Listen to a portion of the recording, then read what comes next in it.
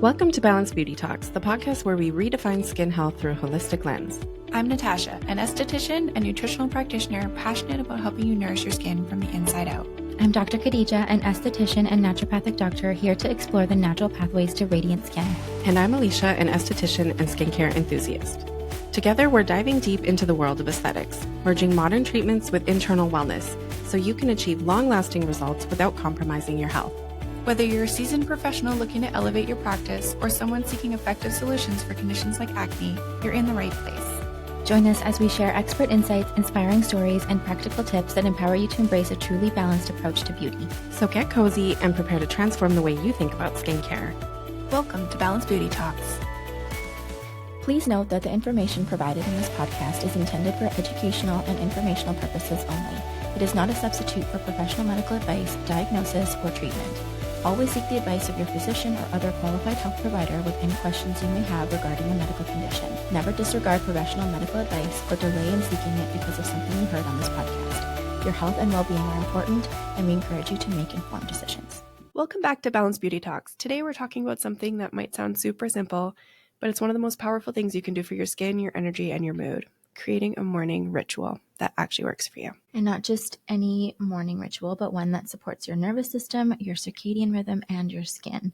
Because how you start your day affects everything from inflammation and hormones and to how your skin glows. We'll walk you through what's happening in your body when your morning is chaotic or screen-filled and how to reset your rhythm and what simple, doable steps can help you glow from the inside out, even if you're not a morning person. So I think your skin, your body, humans in general, we love routine. And that's why the nervous system really relies on routine, especially when we're looking at cortisol, which is your stress hormone. It follows a very specific rhythm. And for a lot of us, that rhythm can be a little bit skewed. And so starting your morning and even your evening the night before on the right foot can really help kind of balance that. And that is why creating a routine and creating a morning routine that's gentle on the nervous system is really important, because it means better energy, better digestion, better hormone balance, and then also can lead to better skin. Yeah, totally. And when you wake up into chaos, first thing you do, you're checking your messages, you're checking your phones, you're checking your notifications, emails, rushing, skipping breakfast. Yeah. And, your body immediately shifts into that fight or flight mode. And then you have an increase of cortisol, increase of inflammation. Your day is just feeling imbalanced and unclear the entire day when you start off that way. It's also increasing that oil production. Yeah. So if you are oilier and are acne prone, it's just the perfect recipe for a start to a breakout. Yeah. And I think like once in a while having mornings like that is going to be inevitable. Yeah. But trying to create a routine as best as possible. And it's not about perfection. And I think that's a part of morning routines that people get stuck on, is trying to create this perfect routine. And I don't think it's about that. It's kind of having some basic things that you regularly do. And then trying not to be too rigid with it. That can really help.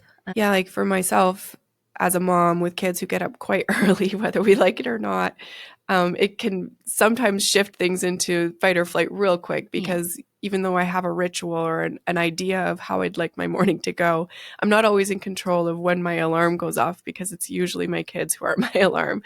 However, there are certain practices that I do to make sure that, I am somewhat taken care of. Right. And, that's like having them go pick out their own clothes, which buys me 10 minutes in the bathroom to just brush my teeth and put a little makeup on so I can feel human and alive. And then, I was a big faster in the mornings, and I still sometimes play with that a little bit, but I do find that I'm just a better human being, a lot clear-minded, with a simple protein shake in the morning. Yeah. I don't have time typically to make a big breakfast. I feed my kids, my fish, and my dog. And sometimes there's enough room for me.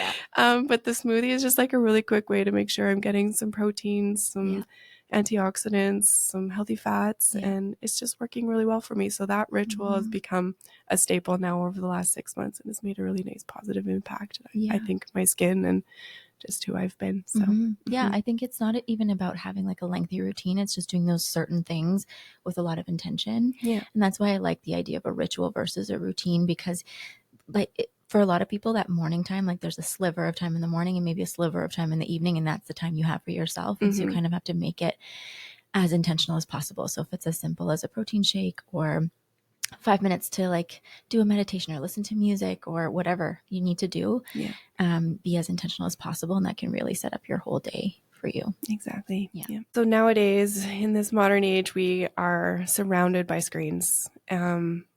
Briefly spoke already about the picking up our phone in the morning, but we are by screens all the time. Even our alarm clock sometimes, when we have it on our phone, like that light sometimes stays on, like those little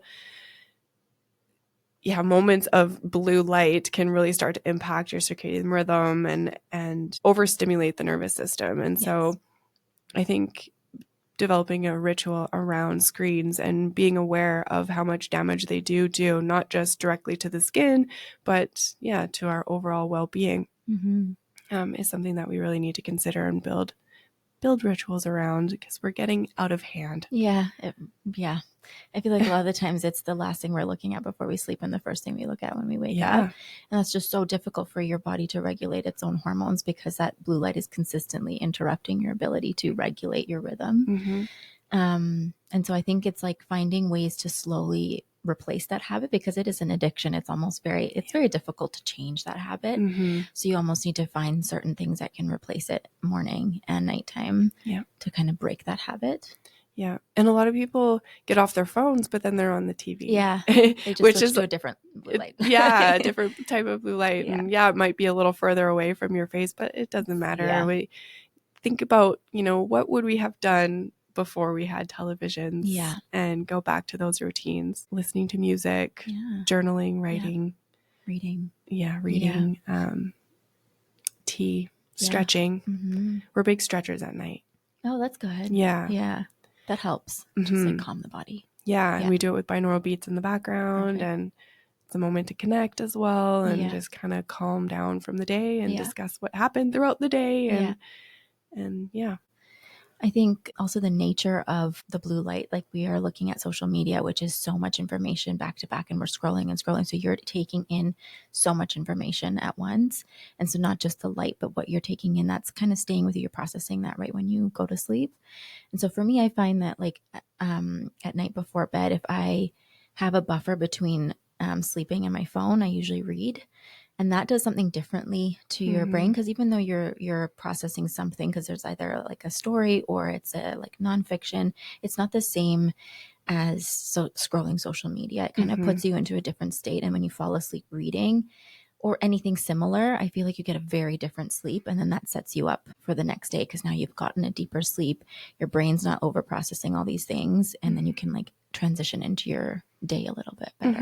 Kind of the same way as like when you're watching a movie, except again, we're talking about a screen right now, but when you watch a movie and you put your phone aside, you can really disconnect your brain from all the other stimulators that you've experienced through your phone throughout the day. It really helps to calm your nervous system, but we're dealing with blue light. So the alternative is a book and read your entertainment. And it can go a long way. And then I guess in the morning I feel like the biggest thing that people use their phones for is the alarm, obviously. And so like I had switched to a sunrise alarm clock. Oh yeah. Which I love, actually. It makes a huge difference. Like you can set a time period. You want to wake up by this time. And so kind of slowly like make the light a little bit brighter in your room, kind of mimic a sunrise. And then you can pick like a more aggressive alarm if you want, but there's like birds chirping and that. And the way it works with your nervous system is like people think that they might not hear it, but because the light is like slowly waking you up and you hear the sounds, and the sounds will get louder and louder. It's like a very gentle way of waking up. So you're not like jarred awake with your phone alarm and you're grabbing your phone. And then I feel like a lot of people also scroll a lot in the morning to wake themselves up. Like it's like your brain will now start to wake up. It's easier to do that than to just like get out of bed. So I feel like this is like a nice transition. I think too, like, it sounds awful, but we don't connect with humans the same way anymore either. And so we get a lot of our fix through social media and likes and community for us. So depending on your lifestyle and whatnot, sometimes a lot of it is just trying to find connection. Yeah, true. Yeah. In other ways. Yeah, so to kind of bring back the LED a bit more to skin, it suppresses the melatonin in your body. So it really affects your sleep, which then increases cortisol at the wrong times of the day and leaves you tired and wired. And then that also starts to affect your hormones, how they're balanced, and overall just the hydration, the circulation, and how your skin is actually going to repair throughout the night. Yeah. So if you are dealing with skin conditions or you're hoping to age slowly, Yeah.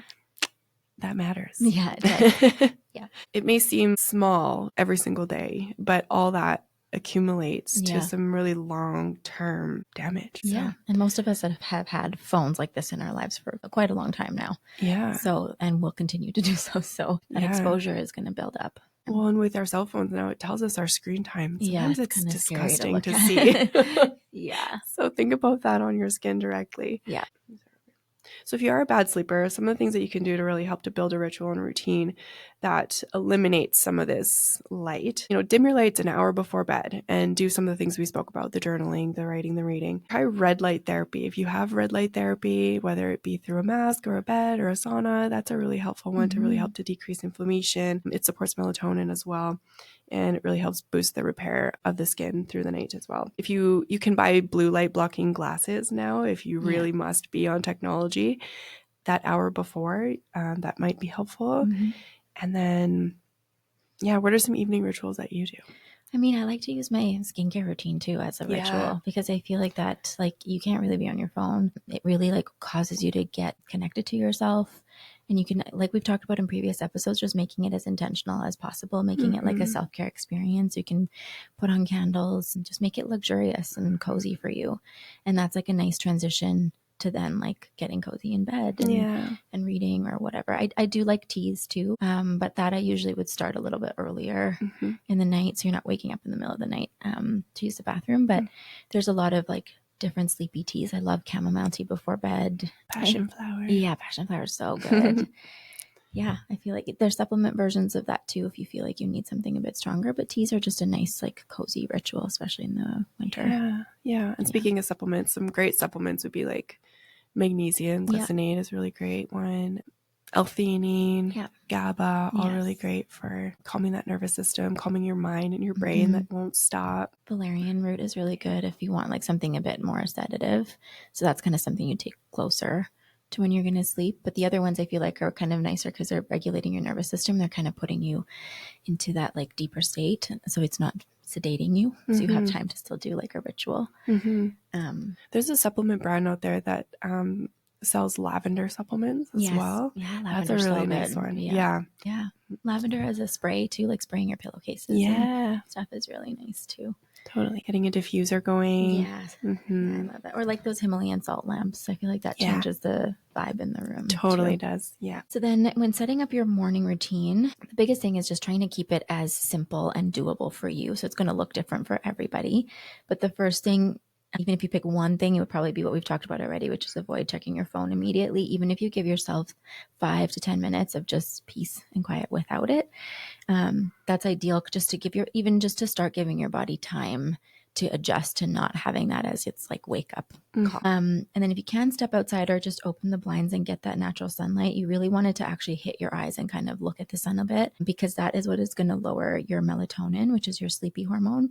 And so that is what naturally kind of wakes you up. So you don't need the stimulation of social media or phones. You get that natural stimulation, and that is going to reset your circadian rhythm. So this is also really good for people who are just very groggy in the morning and who rely on the phone a lot to kind of wake themselves up. Having that natural rhythm restored is going to be really beneficial. And if you have time to do anything additional to that, so adding in breath work, stretching, journaling, meditation, or a gratitude practice just to anchor your nervous system. Sometimes what I'll do too is just, if I have 2 minutes, I will sit there and just kind of calmly imagine myself throughout the day with an anchor in me. And it's a visualization you can do to just ground yourself a little bit before the day. Another habit that I think many people have to quote unquote wake up is coffee. Yes. And it's kind of an artificial wake up. Yeah. It's not actually doing you any good. No. So, if you need your coffee, that's okay. But consider drinking a glass of water first and Yes. let that sit for a bit and get some protein in you. Yeah. Yeah. Or have a protein coffee. Yeah, that's a real big thing. Yeah. Yeah, I feel like with coffee, I mean, the ritual of coffee, the smell of coffee, like that coziness, I think that's what people rely on a lot. And of course, you get the jolt of energy for some people.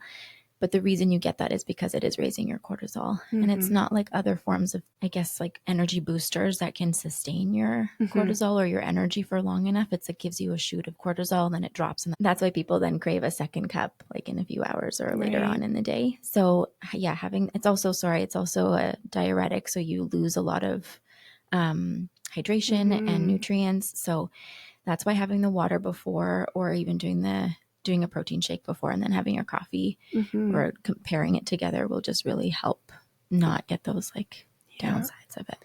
And as an alternative to coffee, what would you recommend? Do you love matcha?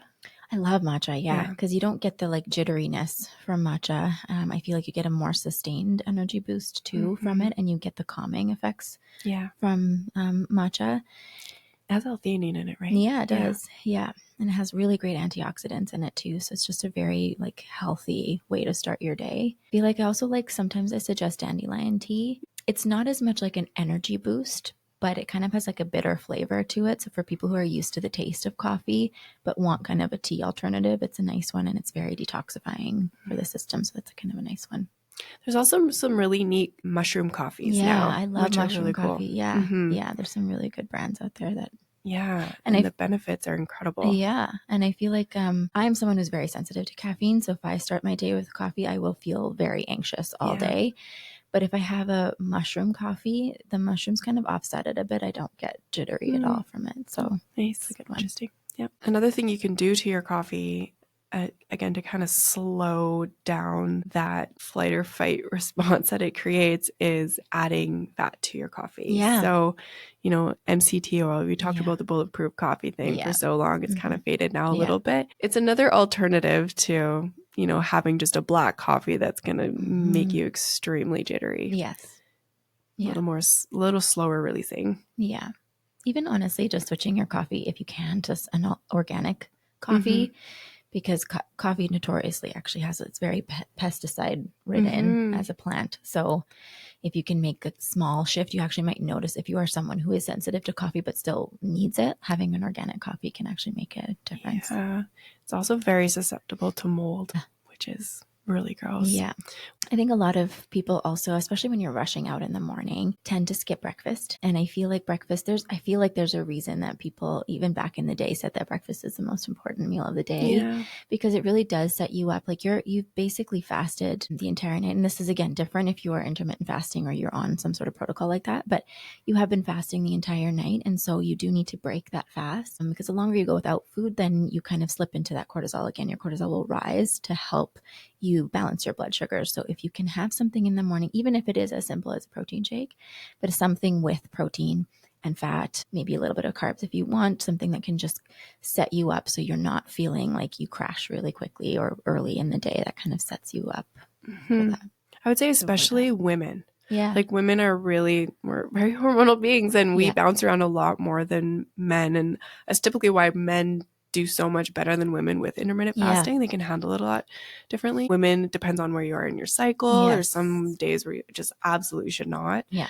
But it's not handled the same way with women. So I think we can benefit a lot more from something nutritious in the morning. Yeah, for sure. Especially when dealing with inflammatory skin conditions. Yes.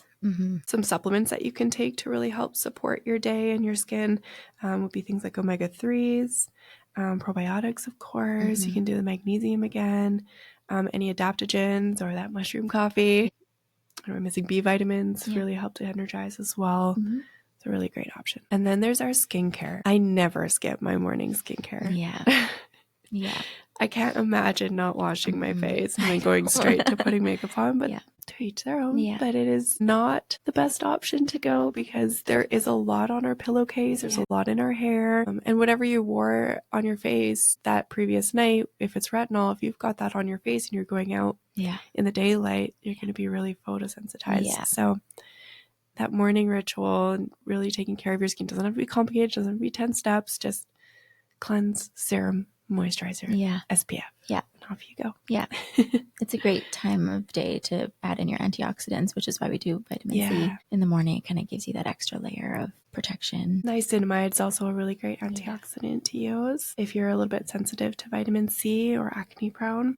And then, of course, if you're wearing sunscreen in the morning or you're putting on your sunscreen in the morning, a lot of sunscreens now have that blue light protection. So this is like another nice way to avoid getting that exposure. And then, of course, if you have time, you can do things like instead of scrolling, this is a good time for gua sha or facial massage, just things like that are more ritualistic, which you can do at nighttime too. But a lot of people do get a bit swollen in the morning or like hold a lot of fluid in their face. And so it's a really good time to kind of flush all of that out. Even 5 minutes of that is beneficial. Especially under those eyes. Of course, movement in the morning is really nice to add in if you can as well. It doesn't have to be a big workout, but just some stretching or a nice walk outside. Or if it's winter and you're not into that, go downstairs to your elliptical and just do 5 to 10 minutes of movement. Like that can be really helpful. Whatever works for you and your schedule. Yeah. So all in all, if you're somebody who finds routine hard, we're trying to give you inspiration and small ideas to help to set a bit of a ritual for you. Set your priorities. And if you can add the others, great. But pick your 1 to 2 things that you can confidently keep into a routine and build yourself something that's going to set you up for success for the rest of the days. But start small. Yeah, start small. This is not meant to be pressure or it's not about perfection. It's just about kind of setting yourself up for the best possible outcome during the day. So you could pick 1 or 2 kind of anchor habits that feel easy. So maybe the no phone before you do your skincare, or opening your blinds to look at the sun, or stepping outside for sunlight. Start with those, and then you can kind of start stacking habits. So if you're making a tea, you can have your supplements while your tea is steeping. So just kind of keeping it as simple as possible and not being too hard on yourself when you're trying to create something new for yourself. And one thing that I recommend as a nutritionist to a lot of people is one simple step that can really help with everything that we're speaking about, including, digestive health, is put that glass of water on your nightstand the night before and just sit up, drink that water slowly, take a moment, a few breaths, and it's an amazing start for your digestive system. So you've just now done the simplest addition to your routine that's going to make a huge impact. And don't touch your phone during that time. Just sit up, drink the water, keep your phone down. And then eventually walk to the bathroom and do what you need to do. Splash your face with some cold water. It's just about building a rhythm for yourself. Yes. It's really about being intentional. When your nervous system feels safe, your skin thrives. And when rhythm's balanced, your glow comes really naturally. Yeah. Exactly. Thank you so much for tuning in today. We hope you enjoyed this episode and are able to find one new thing that you can add to create a little morning ritual for yourself. Please like, share, review, subscribe to our podcast, all the things, and we will see you next time.